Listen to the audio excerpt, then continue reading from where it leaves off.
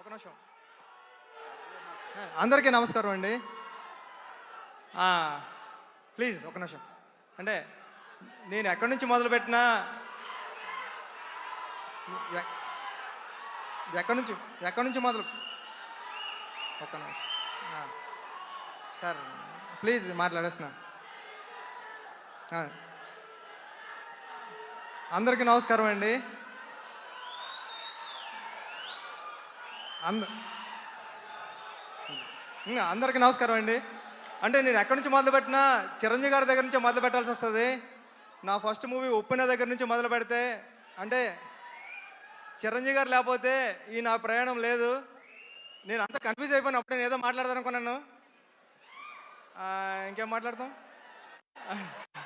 అంటే మాట్లాడడానికి ఏమీ లేదండి. అంటే చరణ్ సార్ హ్యాపీ బర్త్డే. మీరు నాకు ఇచ్చిన RC16 పని నేను మనస్ఫూర్తిగా నిరూపించుకుంటాను.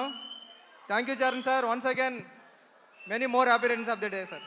మొత్తం అంతా కన్ఫ్యూజ్ అయిపోయాను నేను. ఇంకేం మాట్లాడలేను. రావు గారు సార్ మిమ్మల్ని ఎక్కువ కన్ఫ్యూజ్ చేయము. ఒక్క క్వశ్చన్. అంటే లీక్స్ ఇవ్వడానికి చిరంజీవి గారు ఎలాగో లేరు కాబట్టి బుచ్చిబాబు గారు ఏదైనా లీక్ చేస్తారా ఈ సినిమా గురించి? ప్లీజ్ ఒక్క విషయం. అంటే నిజంగా 3 సాంగ్స్ అయిపోయాయండి సినిమాలో. చాలా చాలా చాలా బాగా ఇచ్చారు రెహమాన్ గారు.